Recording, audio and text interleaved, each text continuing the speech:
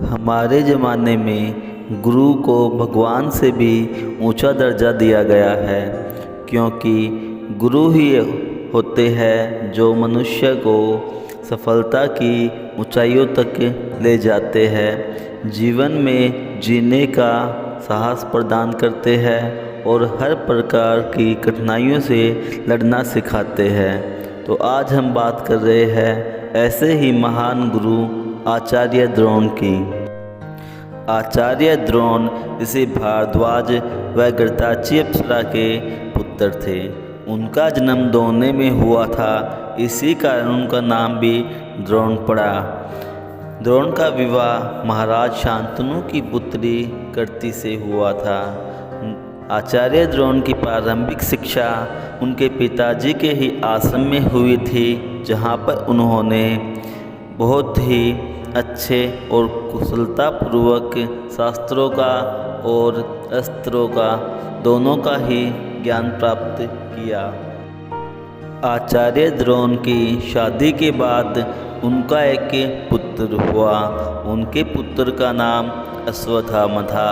अश्वत्थामा एक महान योद्धा था, जिसे अमरता का वरदान भी था। अश्वत्थामा को महान चिरंजीवी सातवों में से एक माना जाता है।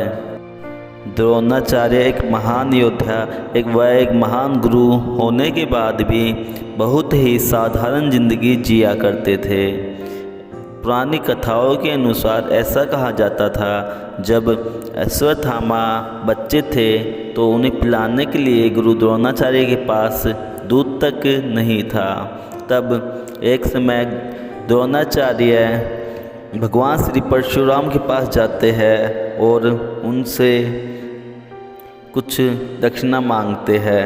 तब परशुराम भगवान कहते हैं, मेरे पास जितने भी राज्य थे, मेरे पास जो भी कुछ था, मैं सभी दान में दे चुका हूँ। इस समय तो मेरे पास सिर्फ और सिर्फ मेरा ज्ञान ही है जो मैं तुम्हें दे सकता हूँ।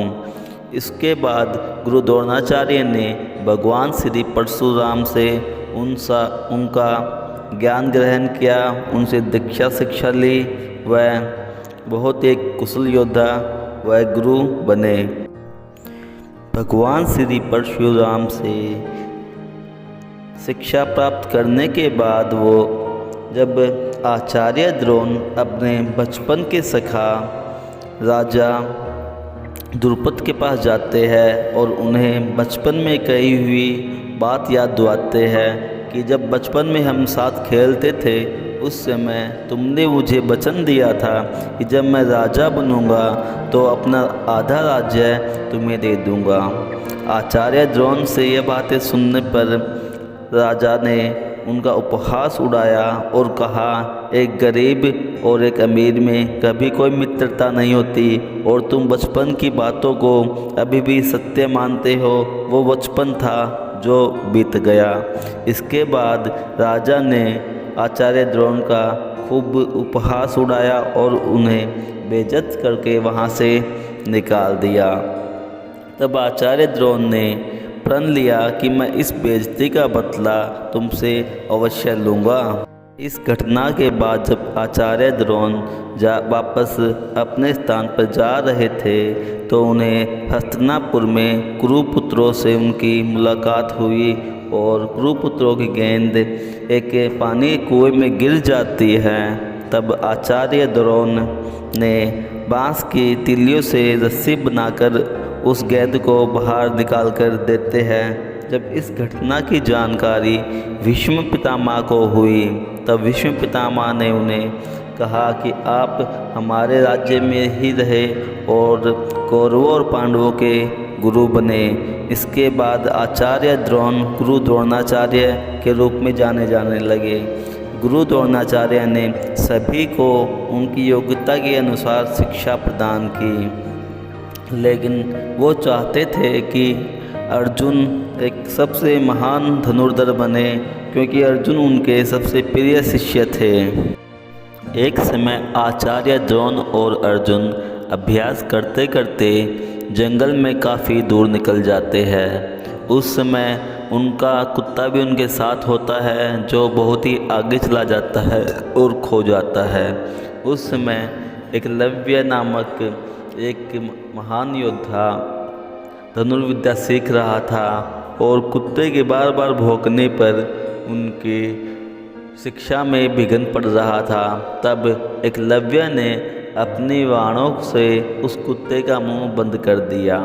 जब उस कुत्ते को अर्जुन और गुरु द्रोण ने देखा कि इतनी कुशलता से चलाए गए हुए बाण जो सिर्फ कुत्ते के मुंह को बंद करे, ना कि उन्हें किसी भी प्रकार की क्षति पहुंची है, तो बहुत ही आश्चर्य हुआ यह देखकर। उसके बाद गुरु द्रोण ने एकलव्य के आश्रम में जाके उनसे पूछा, यह विद्या तुमने कहाँ से सीखी?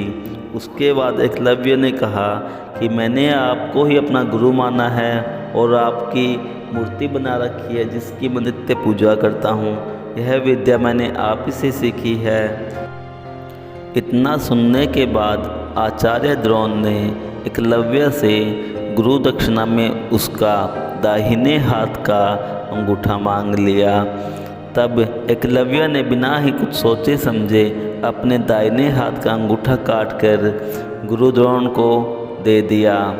गुरु द्रोण के इस कृत्य को बहुत से लोग अपमान की दृष्टि से देखते हैं, लेकिन गुरु द्रोण ने ऐसा भविष्य में एकलव्य को अपने राज्य का शत्रु मानते थे। एकलव्य अगले जन्म में दृष्टद्युम्न के रूप में जन्म लेता है और गुरु द्रोणाचार्य का सर धड़ से अलग कर अर्जुन गुरु द्रोणाचार्य का सबसे प्रिय शिष्य था। गुरु द्रोणाचार्य ने सभी शस्त्रों की शिक्षा अर्जुन को दी थी और गुरु दक्षिणा में गुरु द्रोणाचार्य ने अर्जुन से कहा था, तुम राजा द्रुपद को बंदी बनाकर मेरे पास लेके आओ। इस पर अर्जुन ने राजा द्रुपद को बंदी बनाया और गुरु द्रोणाचार्य के पास लेके आए। तब गुरु द्रोणाचार्य ने राजा द्रुपद से अपना आधा राज्य लिया और कहा, तुमने तो अपने वचनों की कोई निष्ठा नहीं रखी, लेकिन मुझे मेरी प्रण की निष्ठा थी और आज मैं अपना प्रण पूरा करता हूँ। मैं तुम्हारा आधा राज्य लेकर अपने बेटे अश्वत्थामा को देता हूँ। गुरु द्रोणाचार्य बहुत ही महत्वाकांक्षी व्यक्ति थे। उन्होंने बहुत से कार्य ऐसे किए जिनके कारण संसार उन्हें कभी माफ़ नहीं करेगा, क्योंकि कौरव और पांडवों के दोनों के गुरु होने के बाद भी उन्होंने भरी सभा में द्रौपदी का चीरहरण होने दिया, उन्हें नहीं रोका गया, जिसके कारण भविष्य में महाभारत का युद्ध हुआ। महाभारत के युद्ध में भीष्म पितामह की मृत्यु के पश्चात 11वें दिन गुरु द्रोणाचार्य को कौरवों की सेना का सेनापति बना दिया जाता है। तब गुरु द्रोणाचार्य ने 11वें दिन चक्रव्यूह की रचना करते हैं। चक्रव्यूह को तोड़ने के लिए अर्जुन पुत्र अभिमन्यु आता है। अभिमन्यु को चक्रव्यूह के अंदर जाना आता है, ना कि बाहर आना, जिस कारण अभिमन्यु चक्रव्यूह में फंसकर मारा जाता है। अभिमन्यु का वध द्रोणाचार्य, दुर्योधन, कर्ण व बहुत से योद्धाओं द्वारा मिलकर किया जाता है। युद्ध के 15वें दिन जब आचार्य द्रोण पांडवों की सेना पे भारी पड़ रहे थे, तब अर्जुन उनसे युद्ध करने के लिए आता है, लेकिन अर्जुन पर भी आचार्य द्रोण भारी पड़ते हैं। तब भगवान श्री कृष्ण कहते हैं, आचार्य द्रोण को युद्ध में हराना नामुमकिन है। मैं चाहता हूँ कि आप इन्हें ऐसा विश्वास दिला दे कि आपका पुत्र अश्वत्थामा मर गया है। ऐसा कहने पर वह अपने अस्त्र शस्त्र का त्याग कर देंगे। तब युधिष्ठिर ने कहा कि मैं ऐसा नहीं बोल सकता, कि मैं धर्मराज हूँ, मैं कभी झूठ नहीं बोलता। तब श्री कृष्ण के कहने पर एक अश्वत्थामा नामक हाथी को लाया जाता है, जिसका वध भीम ने अपनी गदा से कर दिया। जब यह बात महाभारत के युद्ध में फैली कि अश्वत्थामा मर गया, तब आचार्य द्रोण ने अपना अस्त्र शस्त्र त्याग दिया और भगवान की प्रार्थना की। तब उस समय जब वे अचेत अवस्था में थे तो दृष्टिद्युम्न ने उनका सर धड़ से अलग कर दिया और उन्हें मौत प्रदान की। तो कैसी लगी दोस्तों हमारी आज की यह कहानी? कमेंट करके अवश्य बताएं और ऐसे ही और जानकारी के लिए हमारे चैनल को ज़रूर सब्सक्राइब करें।